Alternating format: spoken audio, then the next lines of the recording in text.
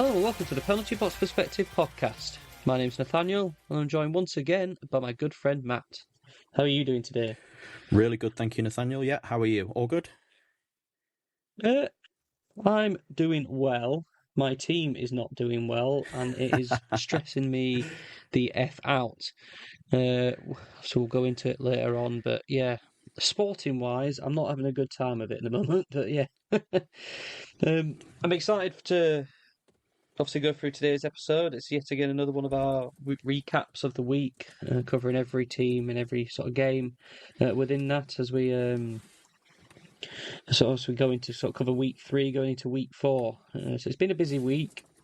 Patterns are starting to emerge, I think, of what teams are good and what teams are going to be struggling this year. But yeah, what are your thoughts going into week 4, end of week 3, going into week 4?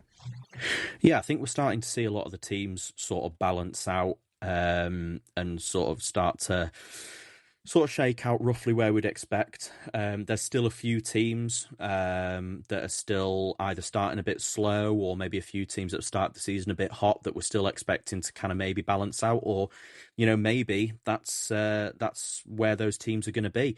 But yeah, I've still really enjoyed it. It's been loads of goals this week, loads of hat tricks, and loads of really kind of cool moments. So I'm really looking forward to getting into it with you.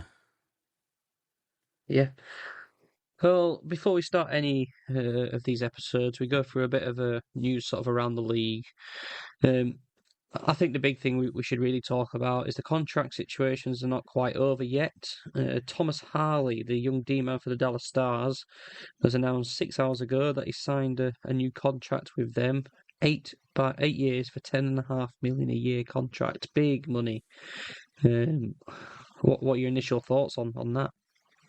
Yeah, well, we've spoken about a few of these defensemen signing contracts, haven't we? We've spoken about the likes of, Luke Hughes and Lane Hudson and, people like that. And they've all been kind of in that 8 to 9 ballpark, maybe 9.5. Thomas Harley going, to 10.5, I think shows him, as far as the organisation's concerned, how much they want to keep him around and how much they respect him. Big money. I think he's worth it. Again, with a lot of these contracts, I think for the first couple of years, I don't think the players are necessarily going to be at that, contractual money value, shall we say. But again, we talk about the rising cap. I think 10.5 million, sort of 3 to 4 years into that deal, will look really good. And I think that, in years 5, 6, 7, 8, I think it'll start to look like a bit of a steal. I'm a little bit curious as to where Dallas are going to find the money to do that. However, there's I think there's ways and means teams will always find to try and navigate the salary cap to make sure they've got everything tied up. Yeah, I mean, I think he's maybe put a bit more quality on ice compared to the other players that we're talking about, and obviously he's done a good job of holding out just that little bit longer and see what other players we're going to get, and then telling Dallas, look, beat that. But the first thing I saw was okay, he's signing another big contract. Surely the Dallas Stars are going to be over the cap, or like, they're going to have to do some management in the off season coming up in order to afford this contract. And then we had a quick look just before we jumped on here about what their contract situations are looking like, and you look at.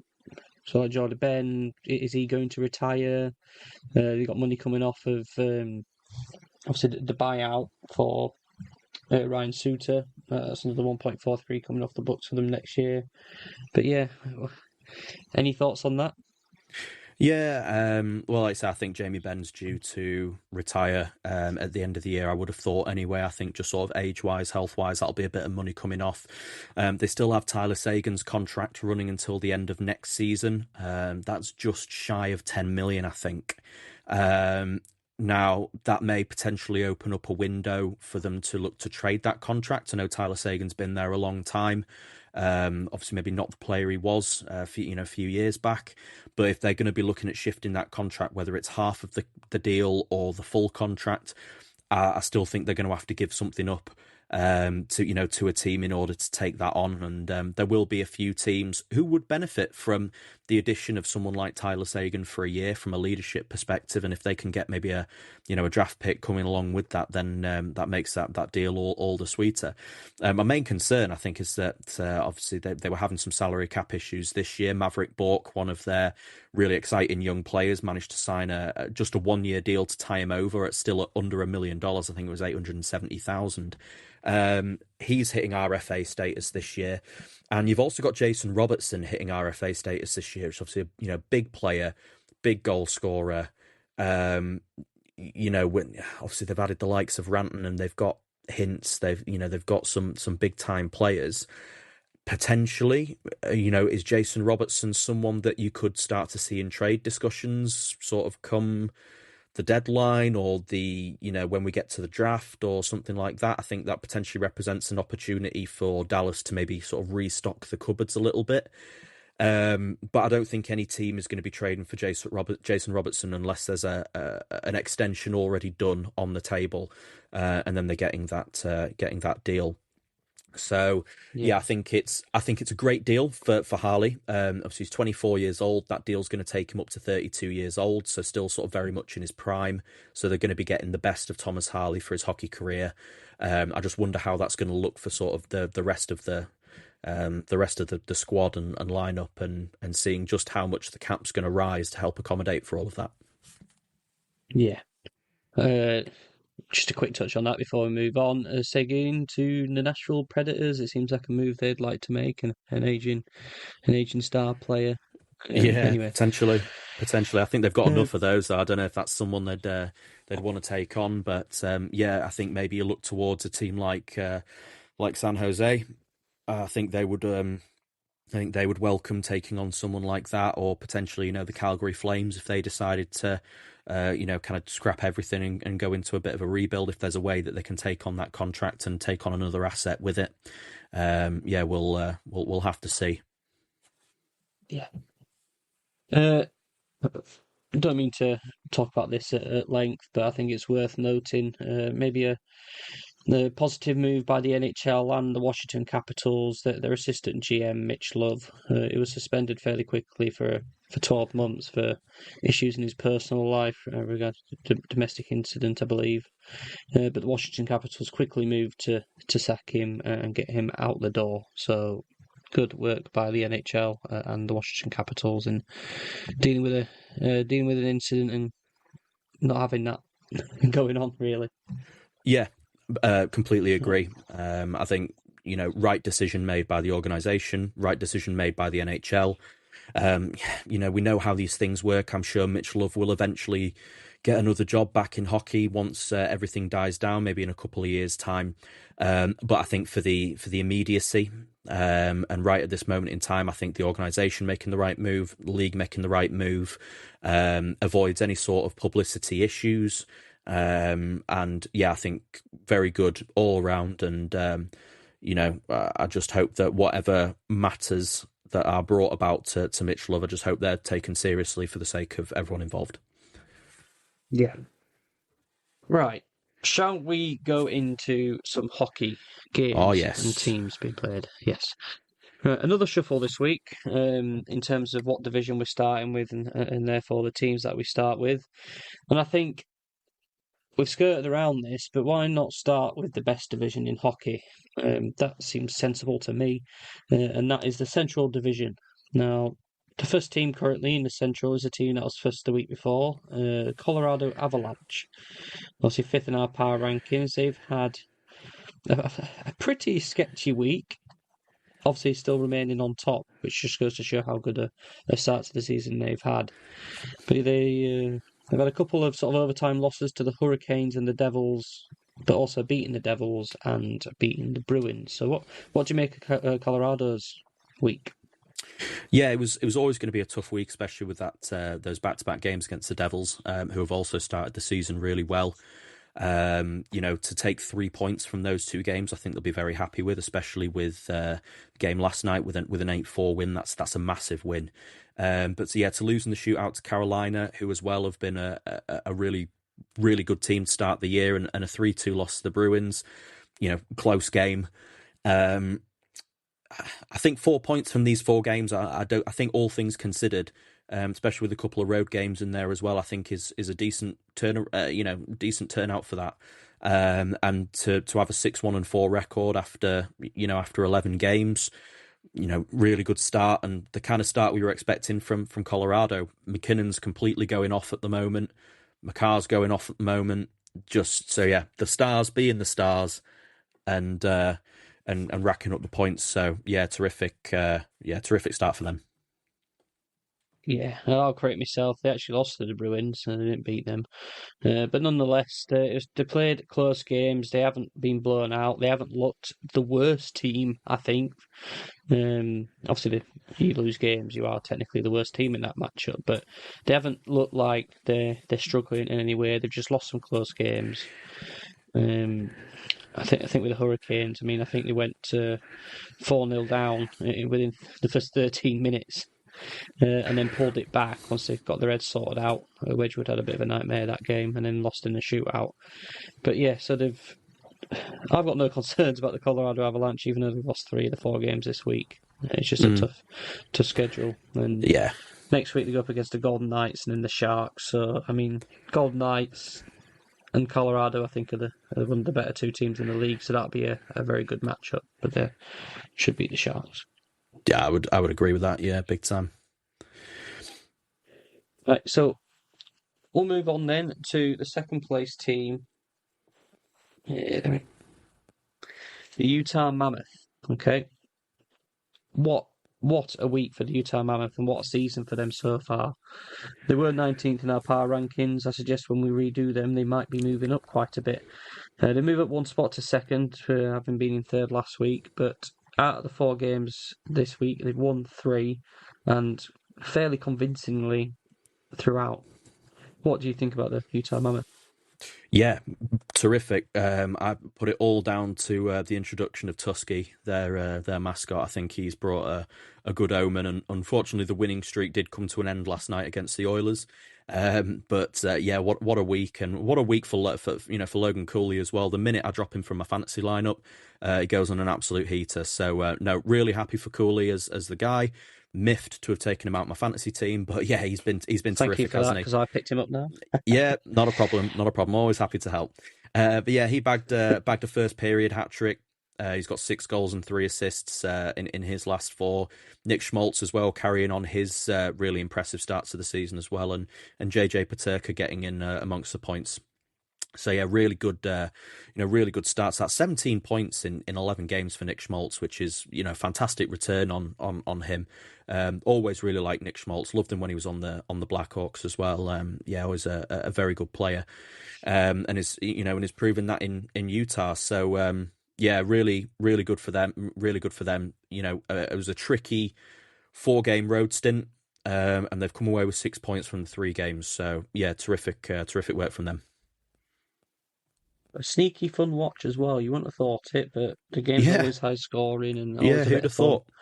And I just think, just as a final point on that, sorry to cut you off there.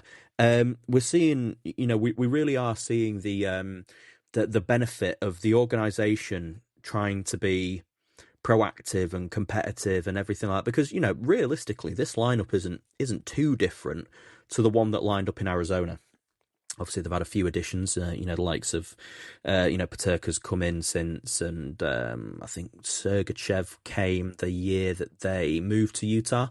But by and large, it's majority of the team is that Arizona lineup, and just the feeling around the team is so much different when you've got an organisation and owners that want to be competitive and want to push this team forward.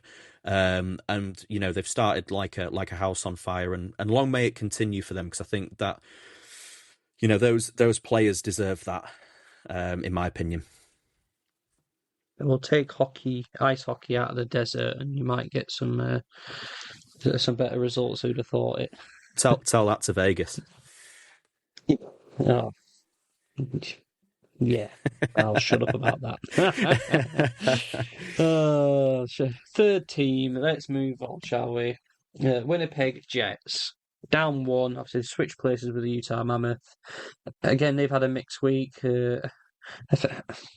I thought they would have done better this week personally with the matchups they've played, but they got shut out against the Kraken before beating the moribund Flames, lost against the Utah Mammoth, and then beat my Wild in overtime. So yeah, they currently sat on 14 points, a record of 7-3-0 with a +9. They're again, even though they've lost some games and they've had a bit of a lower week, I still think they're a great team who are going to do well this year. Yeah, agreed. They're kind of doing what we thought, 7-3-0 on the season. They're right up there. Yeah, I think on paper that week we thought they'd maybe do better. I don't think they lost to the Mammoth in a tight game. I think the shutout against the Kraken was a bit of a surprise. Connor Hellebuck still with doing really well in that game regardless. So, but yeah, they're doing. They're doing well. They're still getting, good performances from all their players. And I think for, 10 games in for the Winnipeg Jets, we're seeing sort of what they're going to be, I think, for the rest of the season. They've got a couple of home games coming up against the Blackhawks and the Penguins. They'll think that that's probably, 4 points they can get. But with how those two teams have started, I think they're really going to have to work for it, even at home. Yeah. They love playing a close game, do the Jets. So if you like close, tight hockey, then obviously they're a team for you. Quite defensive, even with the sort of the amount of goals scored. They're a highly defensive team. But yeah, I think they're solid and they'll continue to push on. But it is a competitive division, as we keep saying. Certainly is. We'll see what happens from there. Yeah, Okay, absolutely. So the fourth team in the Central Division, the Dallas Stars, up 3. One of the biggest movers this week in terms of how they've done. They played again 4 games, won 3 and lost 1 in overtime, and against some pretty top tier opposition. So yeah, they're making big strides here at the Dallas Stars. Do you think it's for show, or do you think this is actually who they are? Yeah, well, they started with a great week, and then they had an off week, and then they're back again with another big week. So a little bit up and down to start the season. I'm sure they'll be hoping maybe it can start to balance out a little bit. But 7 points out of 8 available from those 4 games, and some really top opposition, as well as the Predators. So they've, again, some close games there. 3-2 loss in overtime to the Kings, 3-2 win against the Hurricanes, 3-2 win against the Predators, and then, a tightly contested 1-0 win with a Jay Cottinger shutout. So, great week for him. Obviously, as we discussed at the top of the show, the Thomas Harley extension, I think things will be looking up around Dallas, and they'll be hoping that they can push on from here. But another big up week. Let's just hope they don't follow it with another down week. Obviously, they've got a couple of road games against the Lightning and the Panthers coming up, which is going to be tough. But we'll see how they get on with those. Yeah, I think rinse repeat for the Jets. Good team. They're going to be there or thereabouts, but highly competitive division. And will they make it? Will they not? We don't know. When we get to nitty gritty, I think the coaching will be highly scrutinised with the move they made. But I say that every week, don't I? So we'll go down there.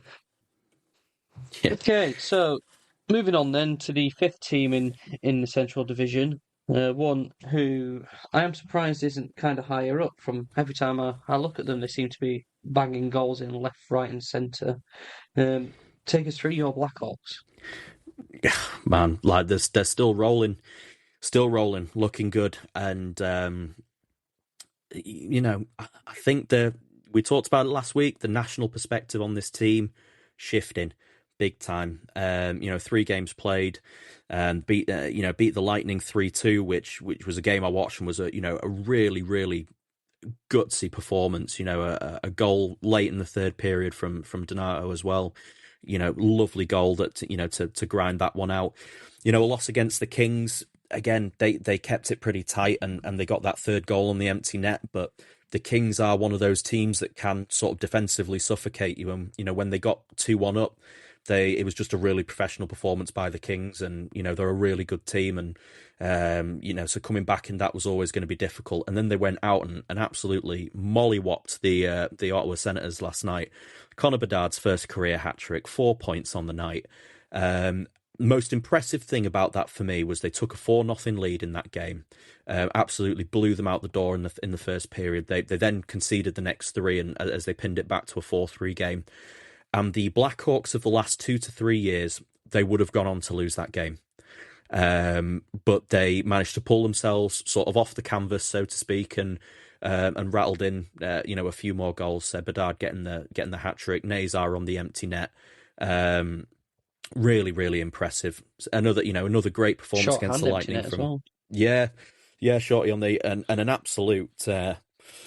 Despite their best efforts from Chabot to absolutely hack Nazar down, he was able to stay up on his feet, I think, and really impressive. And just I think again, this young team, they're just not letting anything affect them too much, and they're not getting too high with the wins, they're not getting too low with the losses. But I think potentially, we've talked about the third season for a lot of these guys, in Bedard and guys in his draft. Last night, I think, was potentially the moment that the league sat up and went, God, this, we almost forgot about how good this guy was going to be. That second goal, if anyone gets a chance to watch it back, he more or less walks his way through the whole team, toe drags through the defender's legs and rips it past Linus Ullmark, who has been having nightmares of Connor Bedard since he first came into the league. I think it's a great answer to a lot of questions that have been popping up this week in the media, etc., about how Celebrini versus Bedard, which will be a conversation that we'll have for many, many years to come. But it's such a redundant coming argument. Out that Celebrini. Go on. But it's coming out that Celebrini's a better prospect, a better player than Bedard, and is Bedard actually going to hold up to the stock that people were putting in him? And then he comes out and has a performance like that last night to make everyone shut up. But yeah, well, why is it a redundant argument? I think it's like the Ovechkin Crosby thing. It's like, you know what? Why don't we just enjoy the fact that we've got two young superstars in the league, and let's just enjoy what they both bring. They're completely different players. They are in separate drafts. It's not like the Blackhawks passed on one to get the other or anything like that. Bedard was a consensus number 1 overall pick. Celebrini was a consensus number 1 overall pick. We saw this years ago with Ovechkin and Crosby, and I get that because they had a lot of, Pittsburgh and Washington had a lot of big playoff rivalries and stuff like that. But yeah, Crosby and Ovechkin couldn't be more different in terms of players. And I just think that, yes, we're going to inevitably be having this discussion for the next 15 years.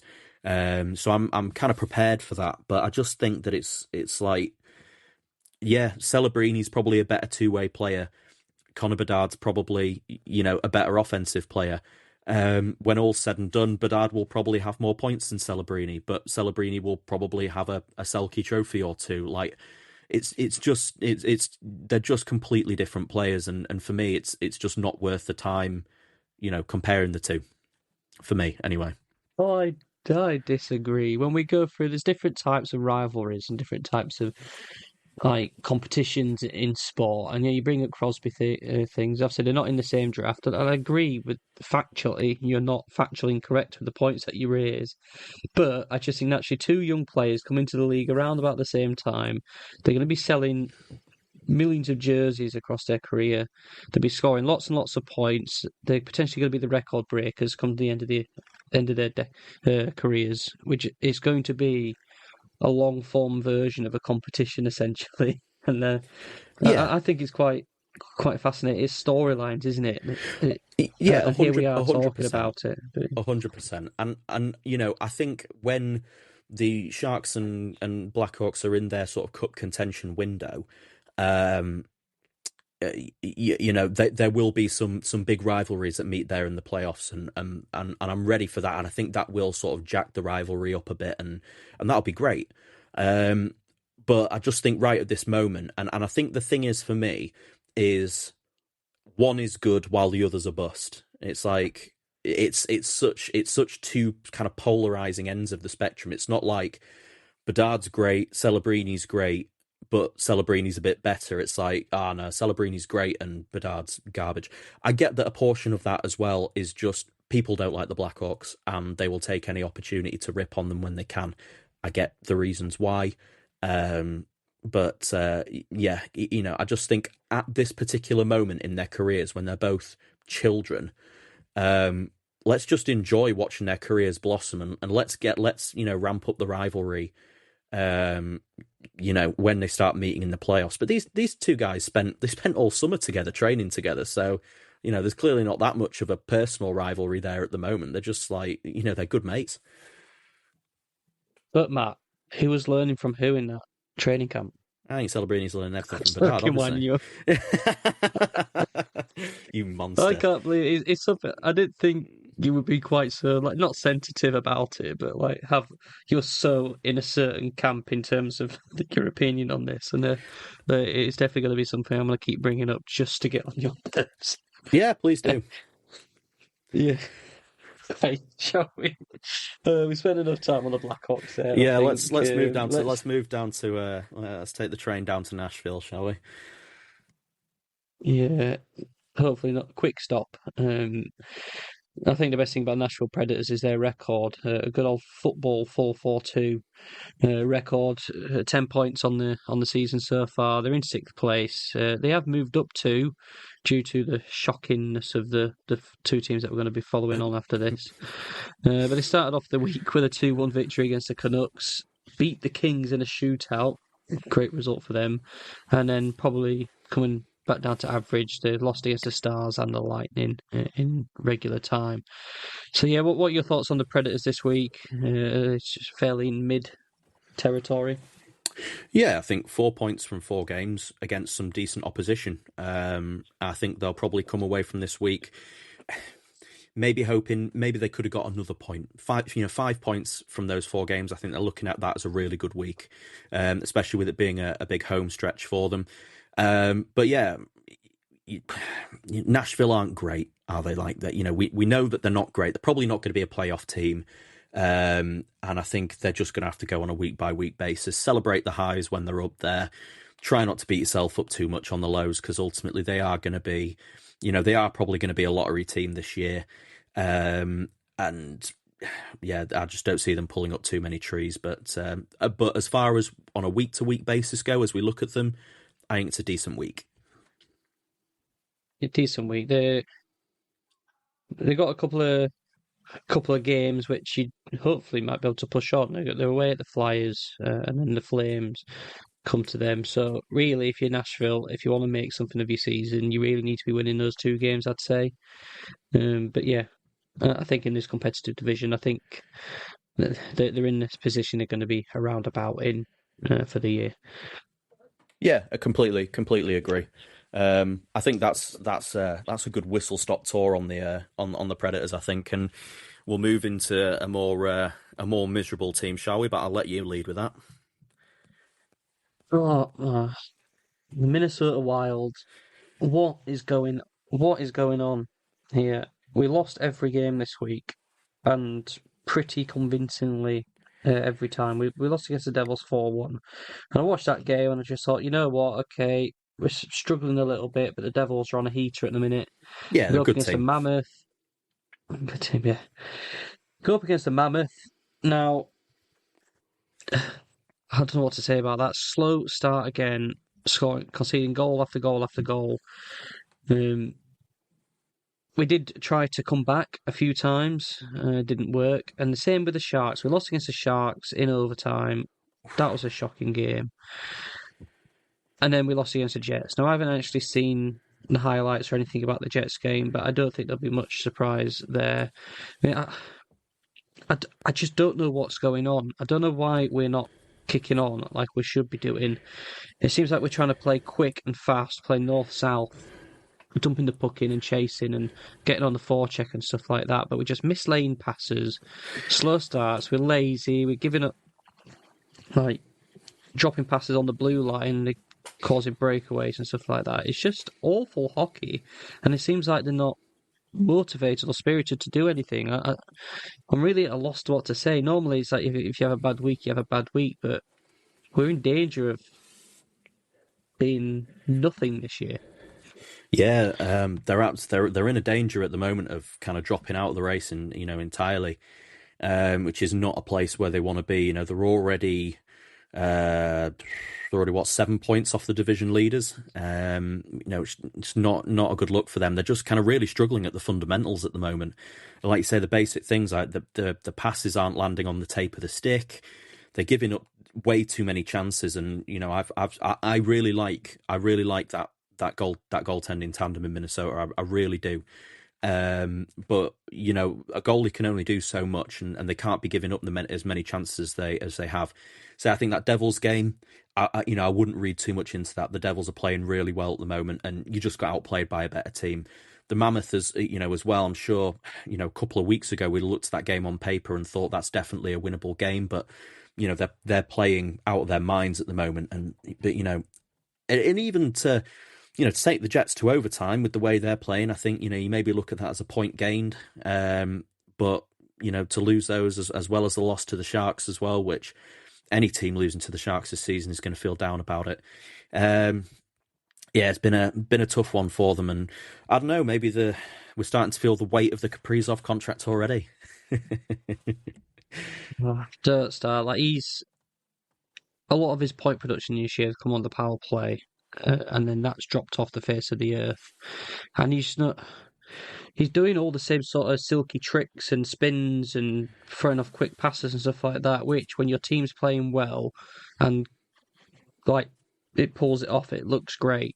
But I don't want to say it's the supporting cast around Kaprizov that's the issue, because Kaprizov is also not really stepping up. But I think Kaprizov may be a player that benefits off a team that's doing well, and he can't really dig in and drag a team up when they're not doing so well. Ross is playing well, things like that. But when we haven't got Zuccarello, he's still out injured. Tarasenko is not doing enough at all. He's going half the game before he even registers his first shot. Now he's meant to be a second line sort of sniper, a goal scoring foil for the top line, and he's just not pulling his weight. Eriksson X being non-existent, the front of net play, which he's known for the tips and screens and stuff like that, he's not getting there. He's not doing much either. And the fourth line, the Minnesota Wild also have a problem where they are just doing their rookies dirty. Like there's all this talk about Boyum, who's actually smashing it out of the park at the minute. I think he's a top 3 scorer on our team this moment, but there's talks about maybe because of his defensive frailties for whatever reason that he might need to spend some time in Iowa. We sent Liam Ogren back down to Iowa as well, because he apparently wasn't performing well, and Yorov, who is getting 5 minutes a game. It's just we're playing.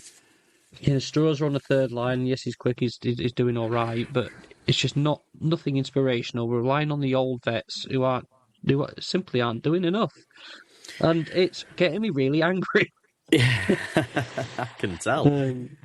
It's tough, isn't it? And it's towing the line, like you said, with those rookies of do we keep them in? Is keeping them in the NHL going to actually damage them more long term? And for someone like Zeev Buium, if he's showing that he's excelling really at the offensive side of the game, but he's struggling defensively, then is he gonna learn more going and playing 25 minutes a night in Iowa?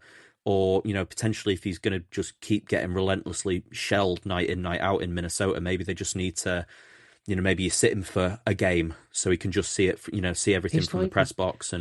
But he's not. He's not the issue. No, I think Zeev Buium is currently the least of your concerns. And we had that discussion, didn't we, a couple of weeks ago when the power play was absolutely flying.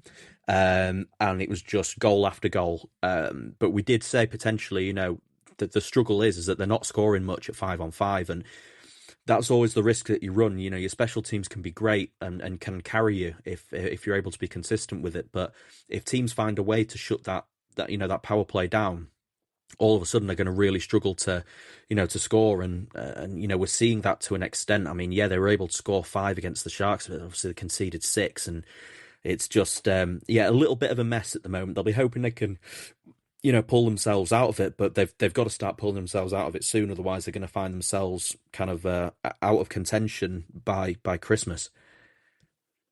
Yeah, and even just if I just go back and hitting on the young players getting sent down to the AHL to learn the craft a bit more. I mean, Iowa is like equally as shocking. So they're getting shellacked every week and they're not doing well.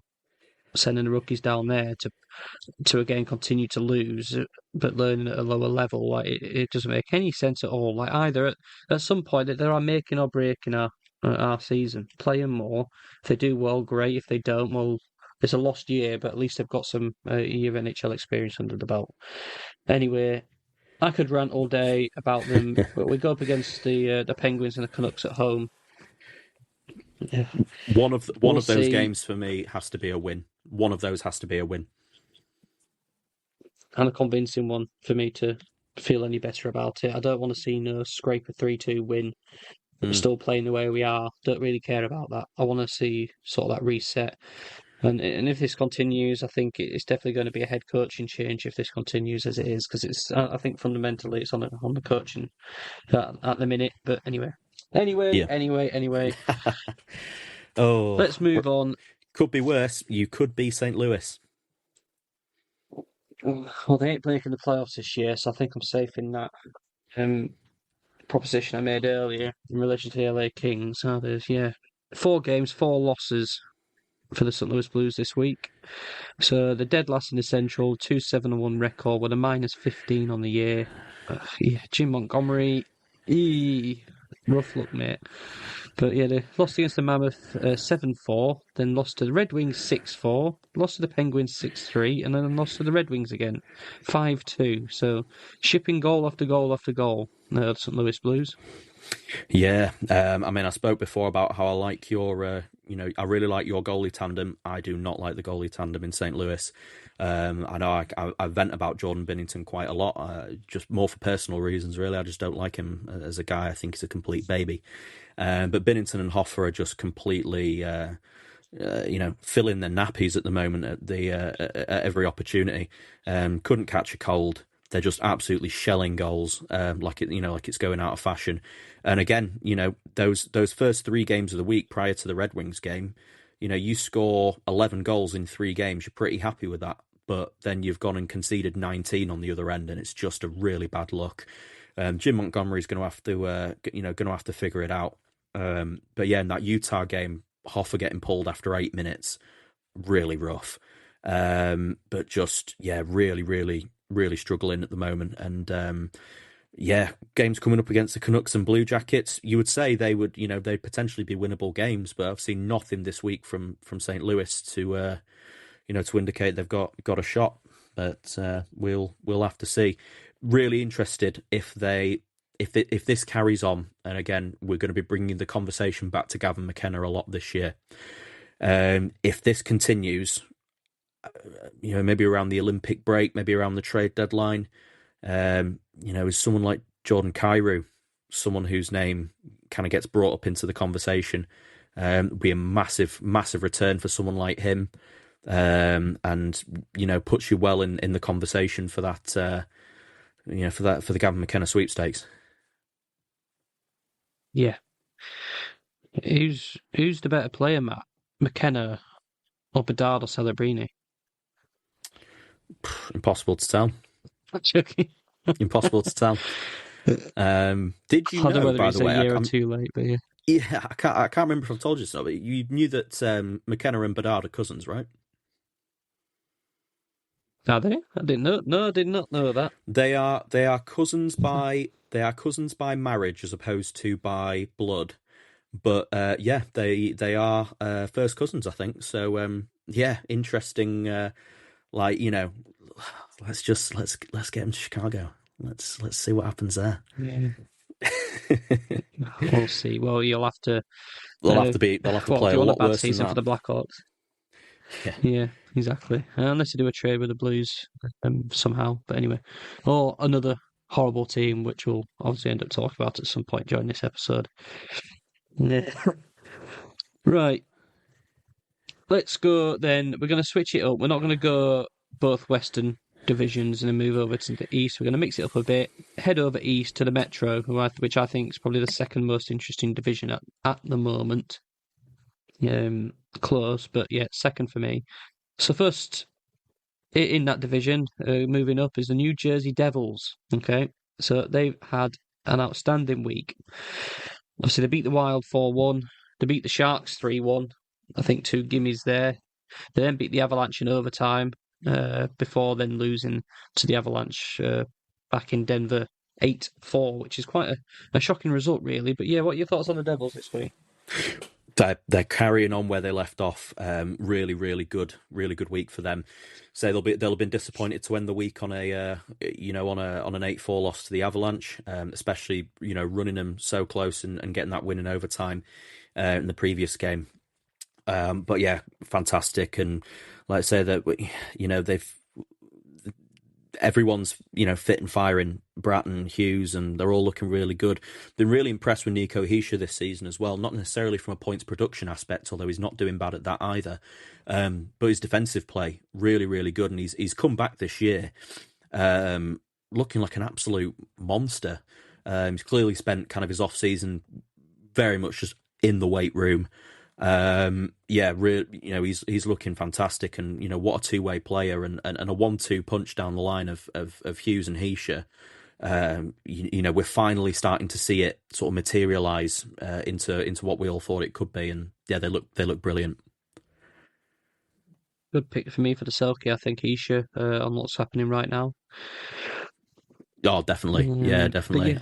We'll do a mid-seasons awards catch up, kind of looking back at our predictions from the start of the year. But yeah, I think Hischier's very much going to be in that conversation. They've got a little road stint coming up against the Sharks, the Kings, and the Ducks. So they are on that California road trip, which would be nice this time of year. I think I can see them just carrying it on, to be honest. It'd be a good game against the Kings, I think. I think they could go out there and demolish the Sharks potentially. We say this every time. Clip this up for a 3-0 Sharks win though, because just what happens. I think those games against the Kings and the Ducks will be entertaining, to say the least. I think the game against the Ducks will just be absolutely rapid fire. Yeah, 6-game winning streak. Terrific. Yeah. Well, yeah, Great. 6-game winning streak Great picked up against the team. Wild, sorry. Yeah, 8-game winning streak in total. What a great run that was. And obviously losing to the Avalanche, it is what it is. They're a top team as well. You'll have results like that. But I think they're a strong team. As long as they don't fall apart, I think they're gonna do good.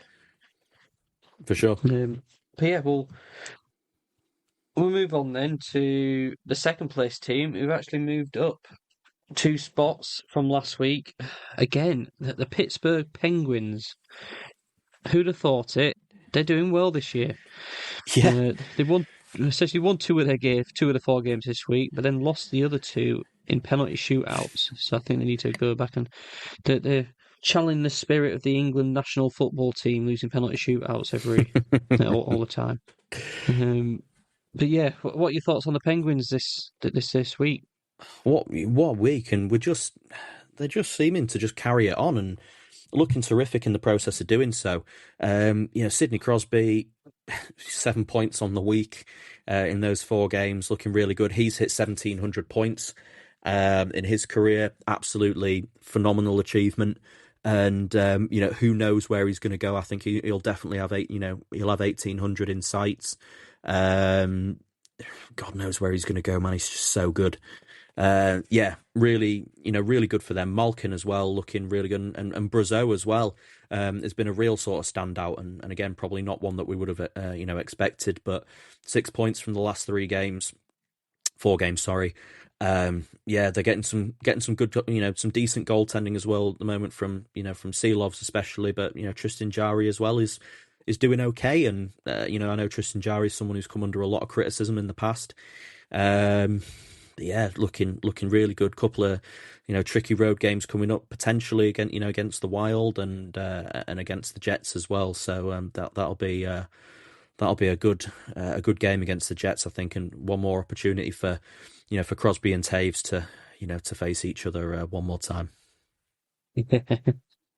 I just keep thinking with the Penguins, right? This is going to be this is going to be the week where they're going to fall off and go back to where we expect them to be, and it keeps getting pushed back a bit. So let's see what happens next week. I think their defense is what's sort of keeping them in games and stuff at the moment, and just getting enough points to push on. But no, really well done to the Penguins, really. Terrific.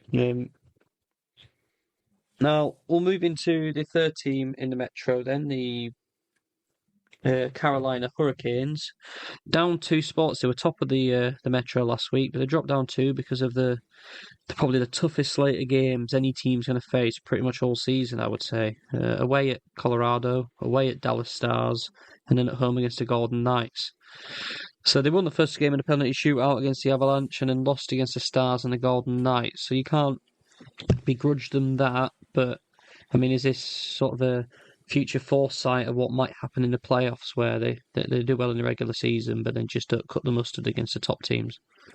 Yeah, potentially. We might see that, but I think it's one of those, isn't it? Some weeks you come up with some really tough schedules, and this has absolutely been one of those. And 2 points on the 3 games, not a disaster at all as far as I'm concerned. They're still 6-3-0 on the season, so still looking really strong.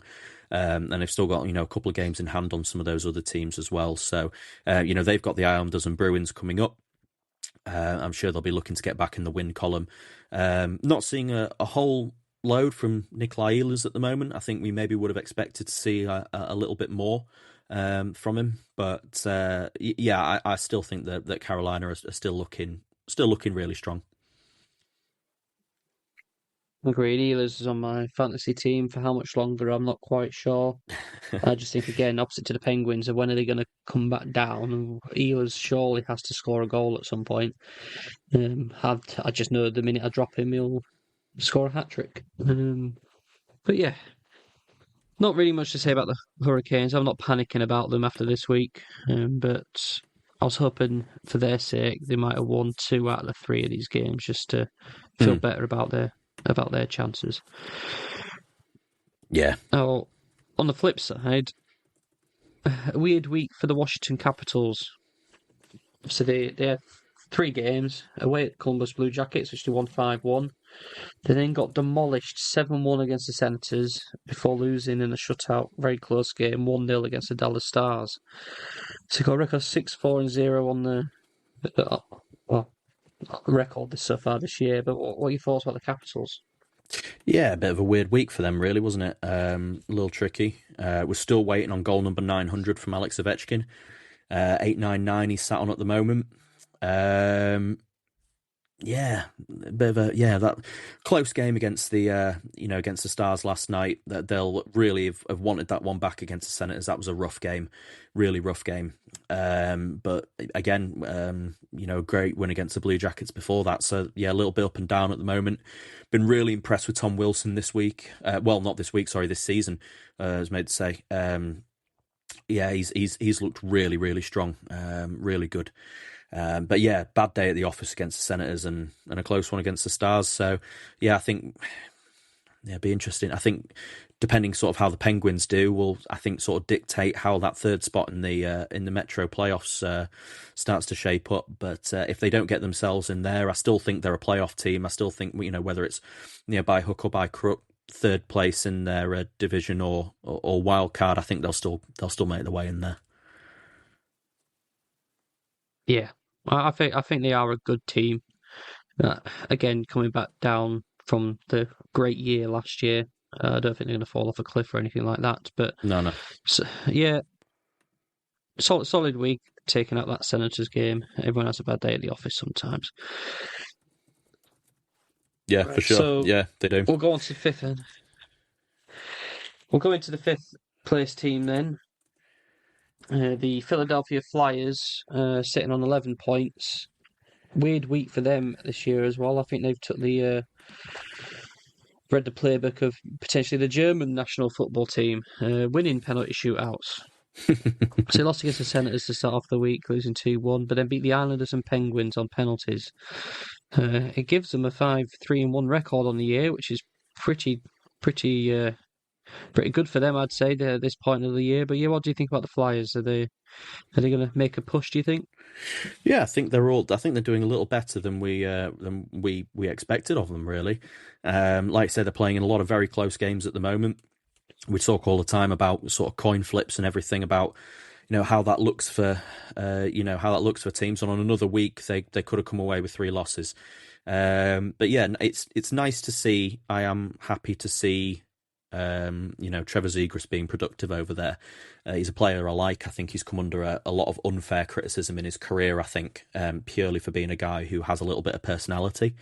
But I think that he's looking. He's had a good start to his career over there, and point per game at the moment, looking good. But I think somewhere maybe around the middle of the pack is exactly where the Philadelphia Flyers are going to balance out for me, I think. Yeah, I mean, just to touch on, obviously Grant Hathaway against the Islanders had a bit of a rumble tumble game for Hathaway there. There's several sort of fights and getting in and involved in stuff. But then last night, I'm not sure whether you've seen this actually. I just caught wind of it now against the Penguins.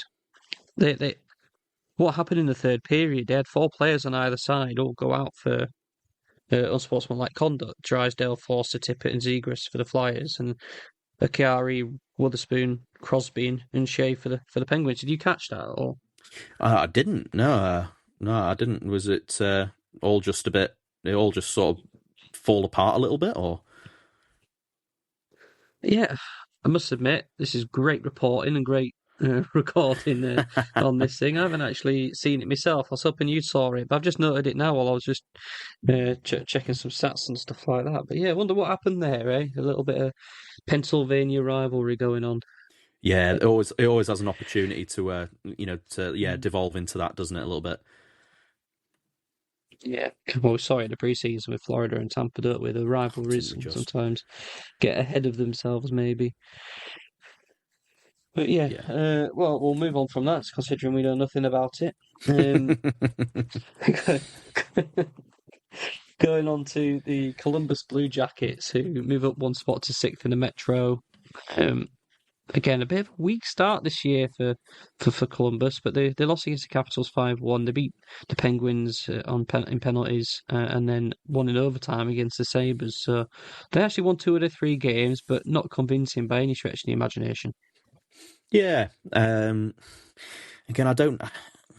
It's hard to really think about what the Blue Jackets are, and they're really difficult to kind of think about in that regard because we're just not too sure.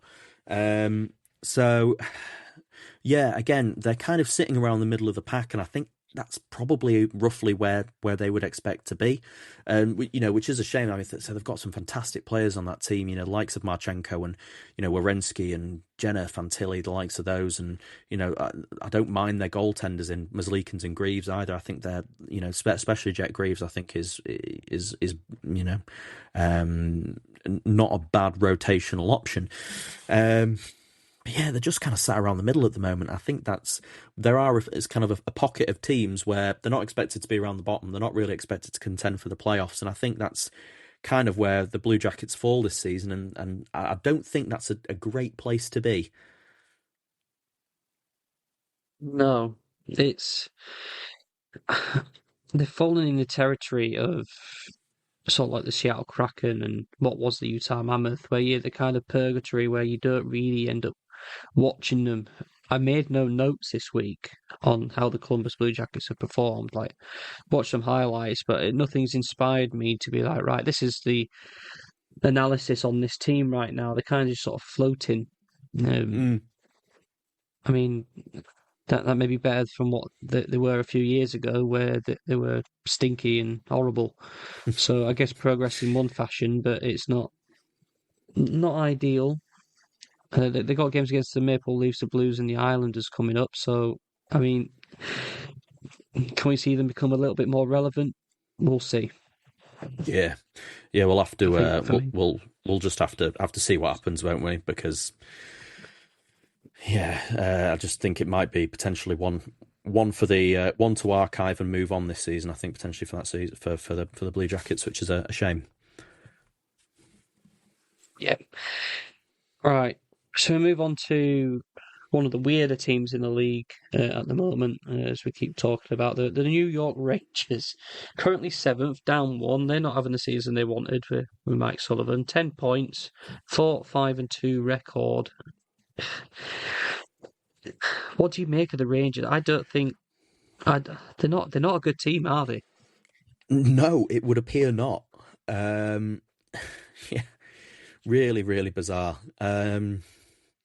Yeah, they've got 10 points after 11 games, and they're just looking really rough at the moment. I think we were all expecting a massive bounce back from the Rangers this year, and whilst they're getting outstanding goaltending from Shesterkin, in my opinion, barring that game against the Sharks, which was obviously a bit of a rough one, but I think all in all, I think it'd be fair to say he is having a good year. It's just it's not clicking for them throughout the rest of the lineup, and they're really struggling at the moment. Obviously, they got that shutout win against the Canucks last night, which they'll hope can kind of move them forward. Obviously, they're in the middle of a road trip at the moment. They've still got the Oilers and the Kraken to play before they presumably return back to the Garden. But yeah, it's again, they've been terrible at home this year, and I think that's for a team like the Rangers, that's just not what they would have wanted. And again, they're another team in their centennial season, and it has a potential to be a centennial to forget for them. Yeah, it's really shocking. I would have thought they would bounce back a bit more than they have done this year, but they just can't get any sort of offense going, really. Yeah, they scored five against the Sharks, but you'd expect every team to score five against the Sharks, but they're just very low scoring, uh, pretty good defensively for the most part, but just not great complete hockey at the moment. They need to find their feet. Yeah, completely. And It's a real struggle. It's a real struggle for them. But again, they're sat there with the Islanders propping up the division. yeah, well, we'll go on to the Islanders, and despite them being route to the bottom of the Metro at the moment with 9 points and things like that. I think there are some a bit more promising signs coming out of the Islanders rather than the Rangers. They came out and beat the Red Wings 7-2, which was a really weird game if you caught that. But then they lost in a penalty shootout against the Flyers and then lost against the Bruins. So again, poor poor results. Obviously, only winning one out of the three games. But what are your thoughts on the Islanders? Are they still a team trying to work it out? Are they coming up? Yeah, very much so. I think they're trying to figure out exactly what they are moving forward. Yeah, I did well. Didn't catch the whole game, but saw the condensed, extended highlights against the Red Wings. Yeah, it was a crazy game.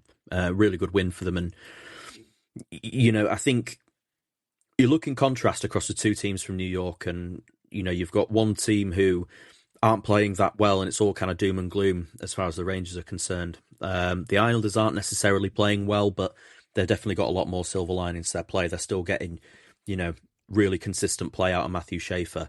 Bo Horvat's still looking good. Barzal's, still looking good and has most importantly stayed healthy for them. They've got quite a, they've got the Hurricanes, Capitals, and Blue Jackets in their next three, so not expecting too much from them there. Potentially might sneak a win in there somewhere, but I think this is kind of what the New York Islanders are certainly now and potentially for the foreseeable. Yeah, I think they're a team on the up, and even though they're dead last, I think the fans can be happier what they by what they're doing. But yeah, not going to be a playoff team, I don't think, this year by any stretch of the imagination. No, not even slightly. One team moving into the next division, into the Atlantic, that I think will definitely be a playoff team, is the Montreal Canadiens. Yes, what a team! What a fun team to watch is Montreal Canadiens. They came in with sorry in second place in the division, and then sort of behind the trailblazing Detroit Red Wings, but then they obviously moved up that one spot after 3 wins and 1 loss. Okay, a Western road trip for them against the Flames, Oilers, Canucks, and Kraken. The thing I was impressed about this team and continue to be impressed by it is despite they're young, they're the young nature, young average age. They're playing with such mature heads on their shoulders. Two of their games went to overtime and they won both of them. And every single game this week was essentially one goal in it. But they've come out on the right sides of most of them, which just goes to show how sort of a great rounded team that they are. They're gritty. A great team to watch. Yeah, they really have been, and Cole Caulfield is proving to be one of the one of the most clutch forwards in the league. He's now set the franchise record with the Montreal Canadiens for the most overtime winning goals in franchise history. So, already at the at the young age that he's at as well, such a talented player. And I know certain hockey players and everything. There seems to be this sort of weird trope about smaller players, and how much they're going to struggle and how much they're not going to be able to sort of kind of exert their talent on the game due to their stature. But try telling Cole Caulfield that he's looking absolutely tremendous, and what a player. And they're having getting a great season out of Nick Suzuki as well, and Ivan Demidov showing that he can be everything that he is. He's currently kind of leading the league for rookie points at the moment, and what a team! Just super exciting, and they're a kind of a box office watch every time at the moment. Yeah, really, really excited. I can't see how or where they're going to fall down. Really, they're going to be in the playoffs, and then they're going to do really well. I think. Yeah. I think let's not underestimate as well that addition of Noah Dobson as well from the Islanders. Obviously, they gave up a lot to get him, but what a quality defenseman to add. A bit of experience and veteran leadership to that team. He's still obviously got a lot of his best years ahead of him, Dobson, but he's been playing fantastic as well, and they've just been really exciting to watch every single time they've taken to the ice this season. Next game coming up against the Senators, again, I think I could see him, getting another win. Yeah, I can as well. Obviously, solitary game next week. Obviously, they played 11 games already, so it all averages out. But I think with that break as well, it gives them a good time to get refreshed and keep going on. But yeah.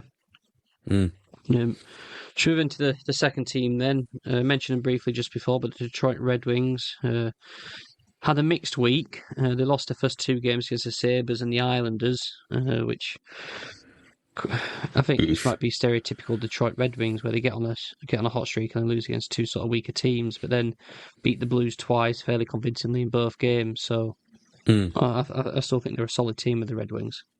Yeah, very solid, and I think Detroit were one of those teams going into the season that we talked about that sort of middling area of the league where you don't want to be, and I think that's where a lot of people had Detroit kind of sitting this year. But they're doing really well. They're proving a lot of people wrong, and they're getting really good production from their veterans and young players alike. So really really impressive from them so far. Again, they're another team with a California road trip with the Kings, Ducks, and Sharks coming up. They're 7-3-0 at the moment. Maybe they'll be hoping they can maybe get up to 9 wins on the season with those three games. I don't think that would be unrealistic. Yeah, I think that's what they need to do to sort of prove themselves and prove to me that they are a team to be taken seriously. Then they're not just off to a hot start. I think back to sort of the Wild last year, who went off onto an absolute great start and then sort of petered out to where they were sort of meant to be over the course of the season. Obviously, crunch time Detroit, I think, especially on an away trip. No, for sure. But really impressive for them, and they'll just be hoping they can continue it. Right, a team who are on the up. They moved up a spot, but also I still get some funny feelings that they're not quite at the level they want to be at. The Toronto Maple Leafs, they're sitting on 11 points, record 5-4-1, but they lost against the Sabres 5-3 away from home before beating them in overtime 4-3, and then won a very close sort of lucky game against the Flames 4-3. So, what are your thoughts on the Maple Leafs? I think they're still struggling, aren't they? They are, but they are still finding ways to get wins. You know, I think getting a funny feeling about the Maple Leafs, I think, is completely natural. And you know, I think it happens to every single hockey fan, let alone Maple Leafs fans. Like that's a tough ride. Um, but yeah, I still think they've got another couple of gears to go yet. But with that in mind, they're still third place in their division. They're still on 11 points. You know, they're still getting production from from Nylander and Tavares and Nyes. And they're looking, those three guys in particular are looking really sharp. So they're just going to have to get a little bit of depth through it, and I think some more solid goaltending as well. And I think they'll be hoping they can get Joseph Woll back whenever he's ready. Because at the moment I think Stolarz is struggling a little bit, and even with 2 wins from 2 games from Primo as well. But yeah, I think they'll certainly be wanting a bit more from Stolarz. Yeah, agreed. I watched a bit of that Flames game last night. This is one of the sort of the earlier ones being played, and the Flames went 1-0 early, and then I think they played the majority of the first period on the power play, did the Maple Leafs, and they weren't getting much shots on goal. Obviously, they did come out and won the game, but I wasn't inspired by them. That they should be smashing one of the worst teams in the league at the moment, especially when they're so dominant on the power play with all the star-studded players, but they don't seem to be getting there. I'm a bit touchy about the Maple Leafs. There's a couple of teams in this division who are lower down than you'd expect, who might make a comeback, and if they don't keep up, then the Maple Leafs might be the one that miss out if they're not careful. Yeah, potentially, but I'm sure they'll find that other gear. They've been round the block enough times now. I'm sure they'll be hoping they can get it sorted. Yeah. Right, so we'll move on then to the Berserker team as well. What I'm going to be sort of thinking of as at the moment, the Ottawa Senators. Again, moving up in the division, 2 spots to 4th, record 5-5-1. They've got 3 wins out of their 4 games this week. They beat the Flyers 2-1. And then before the run of games where 7 goals seems to be the winning margin. They beat the Capitals 7-1 in that weird game there. Beat the Bruins 7-2 in a dominant performance, and then obviously they lost 7-3 to your Blackhawks. So even though they ain't got to Chuck to sort of rely on, they seem to be doing fairly well, the Senators. Yeah, they're finding ways to win, aren't they? I mean, I would even go a step further with that. The Capitals and Bruins games, they absolutely, blew them out the water. So some really impressive performances there, and I think they came up against, just a Blackhawks team last night who, were just really, really up for it. And obviously they were the Senators were on their second night of back-to-backs. And I think they just kind of got run out the building. But yeah, they're looking really good. And I think they're certainly going to be, they're not going to gift Toronto that 3rd spot if it comes to that. They're going to make them fight for it. Yeah, they're looking really good. Getting some good goaltending from Linus Ullmark, obviously barring last night. But yeah, they're doing well at the moment. Yeah. No, I think they're a very solid team. Right, moving on then to the next team in the division. Down 2 spots this week, the Florida Panthers, currently 5th, record of 5-5-1. I'm starting to get nervous about Florida fans that are all these injuries still continuing to have an impact on your lineup. Obviously, we know the players that have been out. Marchand's been out a few games as well for personal reasons as well. But they lost 5-3 against the Penguins. They did come out and shut out the Golden Knights and win 3-0. So that was a championship performance. But then they lost in the penalty shootout to the Ducks last night 3-2. What do you think of the Panthers? Yeah, we spoke about this a little bit last week, didn't we? In the fact that potentially those, the fatigue of those 3 back-to-back cup finals, potentially sort of dragging on them a little bit. Yeah, it's really tough, isn't it? They're kind of struggling a little bit at the moment. But I'm never one to write the Florida Panthers off. Let's put it that way. But I just think they'll be a little bit nervous about that start to the season, and I think if they lose a couple more guys, they're going to be really in a tough spot. So yeah, we'll have to see. They're still getting some good play up and down the lineup, and say it was a terrific result against the Golden Knights, and a shootout is an absolute 50-50 at the end of the day. And the Penguins are playing really well at the moment, so on paper at face value, it's probably not a horrible week, but I think maybe people would have just expected a bit more from them. However, what we do know about the Panthers is that they are far from regular season juggernauts. Yeah, they are. They're not. But I agree with your point. They're always sort of thereabouts. They should probably come good, but again, that often relies on how well the other teams are performing in the division. And when you got Montreal taking a big step up, you got Detroit seemingly on a heater as well.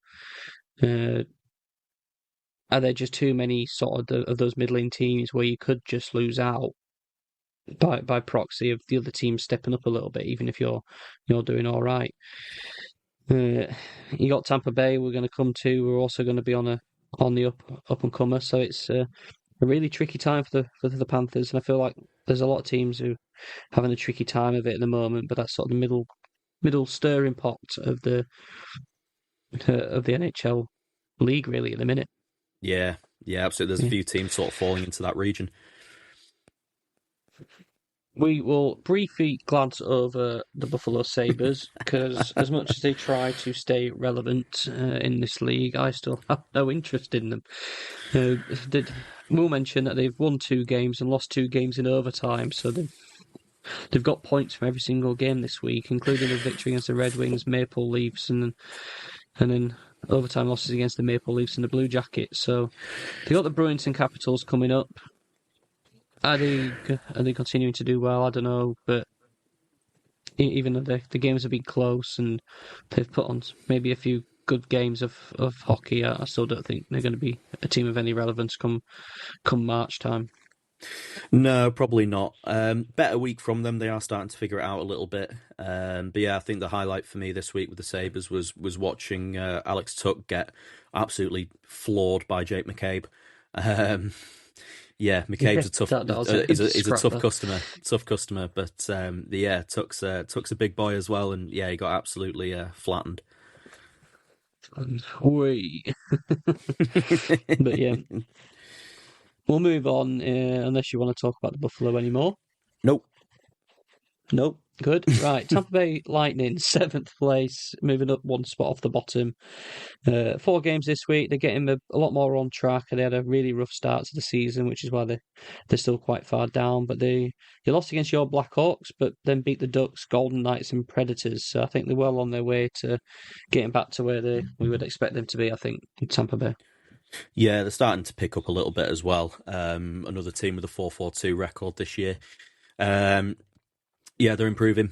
They're getting there, and a little bit of a slow start, but I can see them maybe going on a little bit of a run in the run up to Christmas. Obviously, they've got the Stars and the Mammoth coming up next, which not easy games by any stretch of the imagination, but I think they're starting to hit a bit of form just at the right time, and I think it'll do them the world of good. Yeah. Not really much more to say about the Tampa Bay for me. I just think they are a team that's up and coming. They're playing decent hockey. They're getting the results and beating teams they should be doing, and even maybe ones they shouldn't be in the Golden Knights. Obviously lost against your Blackhawks, but I think your Blackhawks could beat anyone on the day at the minute. So, yeah, good week for the Lightning. Yeah, absolutely. And we'll touch on the 8th team in the division, the Boston Bruins. I was quietly surprised when I was putting together this plan and keep an eye on teams. I always think that they're sort of doing better than they are, but you've got a record of 5-7-0. They lost games against the Ducks and the Senators this week, conceded 7 in both of those games, but also beating the Avalanche and then beating the Islanders. So a bit of hot and cold Bruins at the moment up in New England. Yeah, they're loss win in their last 4. Yeah, just really up and down at the moment, and yeah, a bit surprising to see them at the bottom of the division at the moment. But they do still have 10 points, so I think there's a lot of place for wiggle room with those with a lot of the teams in that division, and there's going to be a lot of shifting around and swapping, I think. Um, but yeah, I think again they were terrible last year. Let's not beat around the bush with that. We expected them to be better this year, and I think them being better this year, they're another team that could just fall into that purgatory for a year. But then they'll be hoping to build on it. Come the summer. Yeah, absolutely. They've got games against the Sabres and the Hurricanes this week. I mean, I think they'd want to split the two. They could easily lose both of those. But yeah, not much more to say really for the bottom team Bruins at the moment. No, For me. no. Now we'll move into the Pacific Division. First team in the league. Surprise, surprise. Vegas Golden Knights. Though they've had a pretty poor week of it really. They lost against the Panthers, being shut out. Lost in overtime against the Lightning, but then did beat the Hurricanes 6-3. So return a bit more to normal. Eichel again putting the puck in the net and continuing on at a crazy rate of point production, pretty much 2 points per game player at the minute. But yeah, what do you think about the Golden Knights? Anything more than we don't already know? No, not for me. They're just continuing to be exceptional.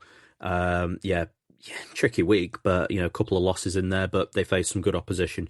Jack Eichel is, again, when we do that mid-season review, providing he keeps playing the way he's playing, I think Jack Eichel's going to be everyone's favourite for the Hart Trophy. And they'll look at that contract that he signed. That will look like an absolute bargain. Yeah, he's still playing great. Dorofeyev's still scoring the goals as well. 9 goals and 1 assist in 10 games played this season. So definitely a shooter first.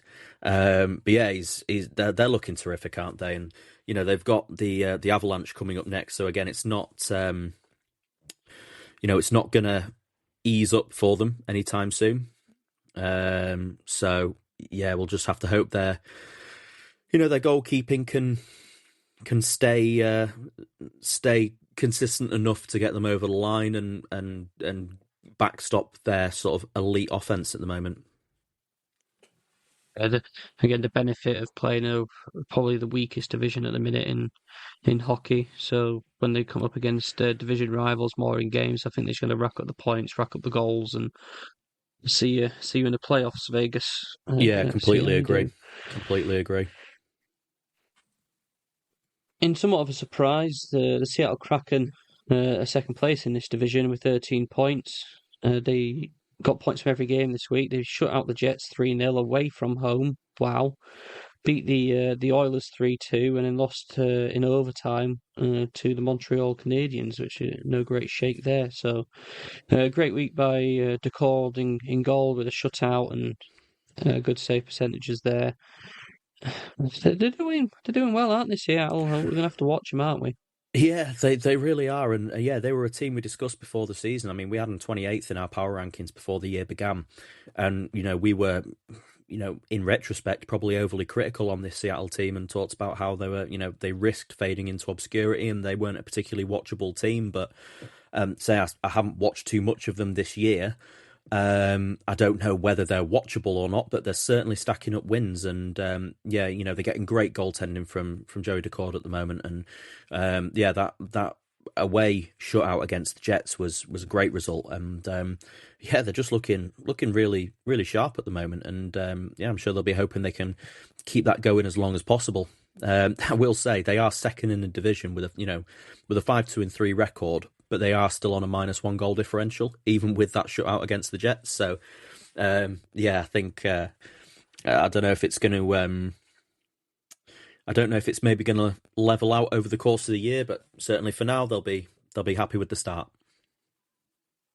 Absolutely, and what they got to do is to keep going is to keep half an eye on the LA Kings, who after beating the Sabres, not the Sabres, beating the Blues last week to guarantee themselves a playoff spot. They've come out and played some good hockey and back on track. They're still on a -3 plus minus, but they boast wins in overtime against the Stars, wins against the Blackhawks and the Sharks as well. But did lose in a penalty shootout against the Predators. So, though a potentially weaker slate of games, they're getting points on the board. They're on the up, and I do think they'll be a playoff team come to the end of the year. Yeah, I think you're absolutely right. Obviously, they've got the Red Wings and the Devils coming up next for them. That's going to be a tricky couple of games, just with how they've started. But yeah, they've really turned the screw this week and have picked up 7 points of the 8 available, which same as Dallas. So they've looked really good. Like I was saying when they played the Blackhawks earlier, they're a really good team at just when they take a lead, at just sort of smothering the opposition and doing what they can to try and sort of shut it down. Obviously, they left it pretty late against the Sharks yesterday, but yeah, I've been impressed with them. Adrian Kempe's playing really well, and Quinton Byfield's playing well as well at the moment. So, still, obviously, they'll still be hoping they can get Kopitar back as soon as they can. But yeah, he's back. I think he's is back. he? Have they deactivated him off back, yeah. off IR? Oh, got you.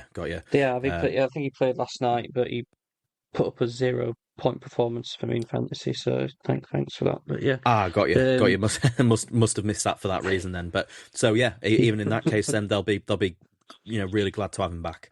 So yeah, they'll just be hoping that they can. I think you're absolutely right. They're a playoff team for me.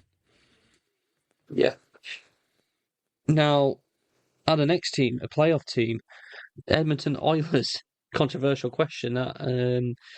They moved up one spot. They've had a pretty weird week. Every time I looked at them, I thought they were losing, but they have come out with 2 wins, an overtime loss, and a loss. They beat the Canadiens and the Mammoth, but lost to the Kraken and lost in overtime to the Canucks. So they kind of flipped to what you would have thought would have happened, really. But I will lead off with this question: are they a playoff team, Matt? Yeah, of course they are. Of course they are. They'll be there. They'll be there come the end of the year. They can't not be. They've just got too much talent for it not to happen. And I think especially you look at that division, you look at a team like Seattle at the moment who are playing well, but very much do have the potential to slide. I think the Oilers will be absolutely fine. We've seen they've got the capabilities of beating teams like the Canadiens and the Mammoth and stuff, so they can go toe to toe with some really good opposition. I think that won't be a problem for them at all. So they've got the Rangers and the Blackhawks coming up, which again, for their sake, I'm hoping they'll be hoping for a couple of wins there. They will have a tough go of it against the Blackhawks, of course, but of course I would say that. I've got no concerns about the Oilers. They're struggling a little bit at the moment now, but they'll be there. Yeah, I would be inclined to agree. I thought I'd put in a hot take there to see how it would go down. I think you've squashed it in expert professionalism. I just think the question remains: is it goaltending? Even if they're winning or losing, they can't seem to get a keeper to get over a 900 save percentage in a game. So I think that's what it essentially comes down to, really, for the Oilers. But it's an age-old question. Same old problem, isn't it? Same old issue. Same old. Right. Next team, and we'll start to speed through some of these, I think. But the Anaheim Ducks, I think, nice, fun team. One of my pet teams that I keep on saying, but they've had a good week. They beat the Bruins 7-5, beat the Panthers in a shootout, and lost to the Lightning in a very close game, 4-3. Again, I think they're a team on the up and up. I think they're in with a shout with a wild card spot if they pull the finger out this year, the Ducks. But yeah, any particular comments about them? No, other than to echo what you just said, they're playing really well. We're seeing the creativity from all the young players, looking really nice at the moment. And I think they're going to be one of the favourite teams for a wildcard spot. And that would represent a really good year for them, a really good experience for those young players, regardless of how far they get. And you're seeing the coaching quality that they have in Joel Quenneville. But yeah, I like the Ducks. I'm the same as you. I like them as a team. I like what they're about. I like the makeup of their squad. They're certainly a team that I'll be rooting for. Come the crunch time of the season. So as long as they don't come up against your Blackhawks, I'd fancy them. I'd fancy the Blackhawks. I mean, Yeah. Oh, no, Freudian slip there.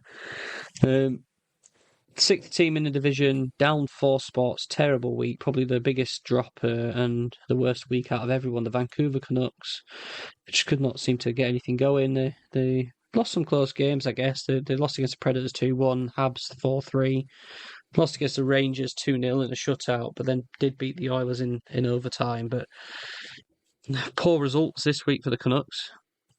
Yeah, another team in that kind of middling area potentially. Yeah, 5-6-0 on the season, looking quite shaky at the moment, and just a bad week for them, I think, which will be a shame for them. With 3 of those games coming at home, especially to get shut out at home as well is never good. Um, they go on the road now against the Blues and the Wild. I'm sure they'll fancy themselves to get some points there. But I mean, they're going to have to if they want to have sort of any chance of sort of wildcard contention or anything like that. Not a team I see making the playoffs through their allocated divisional spots. I think if they want to have to do it, they're going to have to do it through a wildcard position. But yeah, rough for them.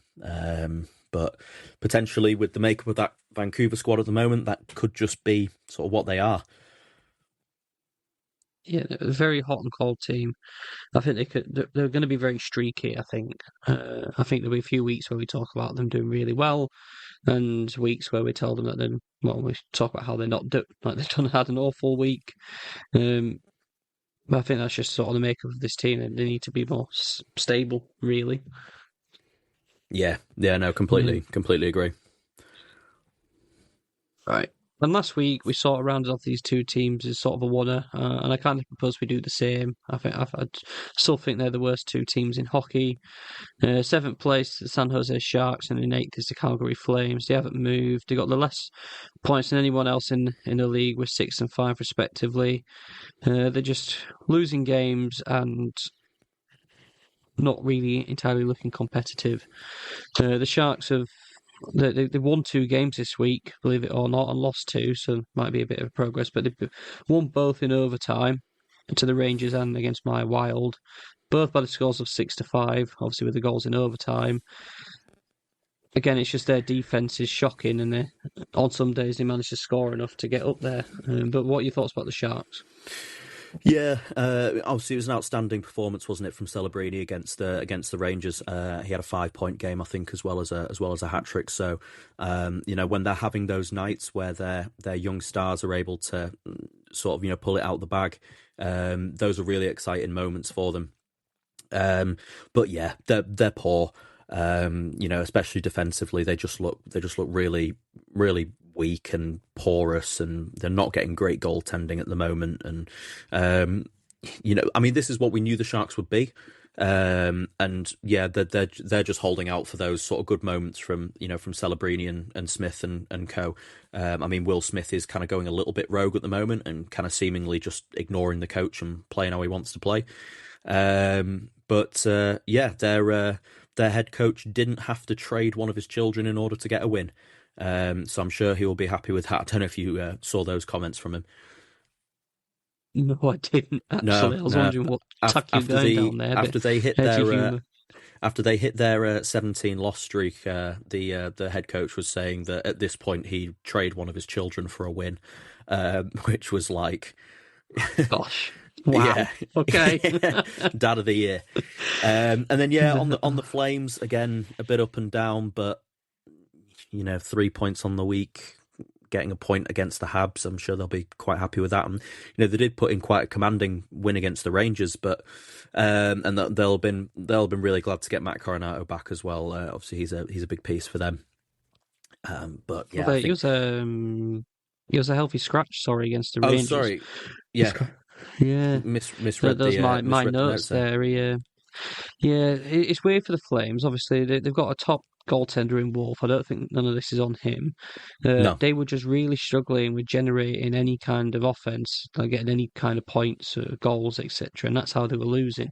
And the defense isn't generally too bad, but then, from what I've seen, I didn't necessarily think it was Coronato's fault, but then they come up against the Rangers. He's a healthy scratch against them, and then they won 5-1.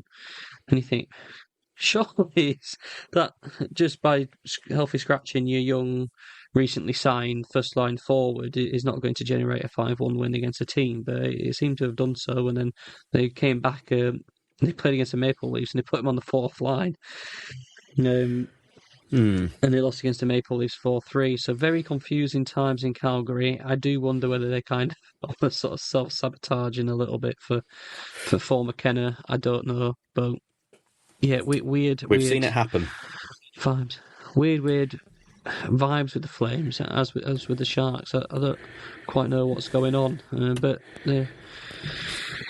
yeah, rough two teams there to finish out on, really. Yeah. Yeah. Right, just before we wrap up, anyway, we'll just have a quick rundown points-wise for the week. Top points in the league still being led with Jack Eichel. He's on 19 for the season, and also Nathan McKinnon just behind him on 17, tied with Nick Schmaltz, which again is great news for him. Top goal scorers. You've got Dorofeyev, McKinnon, Caulfield, and Jack Hughes on 9 goals at the moment, all playing really, really well. Say Dorofeyev's just being an absolute, clutch magnet this season. Not as much as Cole Caulfield. He's absolutely hammering it. And then the best PBP award this week for the for the penalty minutes. Emil Lilleberg of the Tampa Bay Lightning. 10 games played, no goals, no assists, 31 penalty minutes. That's my guy right there. proper enforcer. Yeah, I mean he's not a guy for his production, is he? He's got one career goal, but yeah, just out there, just dropping gloves and giving away penalties, and yeah, he is this show's hero of the week. Having fun of that. I'd also put in a shout out for Scott Mayfield for the Islanders.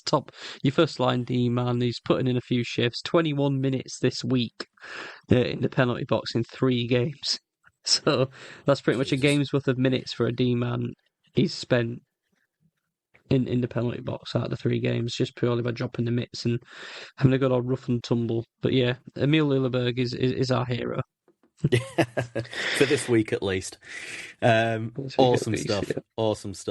Another good week of NHL hockey. Obviously great last night having all 32 teams in action. Obviously makes it a little bit harder for us to plan. But no, thank you as always for sticking with us. Do you want me to sign us out, Nathaniel, or did you have anything further from yourself? Lead us out, Matt. Go on. No problem. Well, as always, guys, you can find us on X and Instagram at the PBP Podcast. You can also get in contact with us via Gmail at penaltyboxperspective@gmail.com. If you've got any comments, feedback, anything you'd like us to discuss in relation to the world of the NHL or anything else for that matter. If you want to leave us a 5-star review on either Spotify or Apple Podcasts, that'd be much appreciated. Really helps us out, really helps more people find the show as well, which would be, super helpful and really help us out. So, any good feedback is always appreciated. And, we'll be back with another episode on Friday, I think, with another shorter one for you. But as always, thanks for sticking with us and being on this journey with us. It's a lot of fun.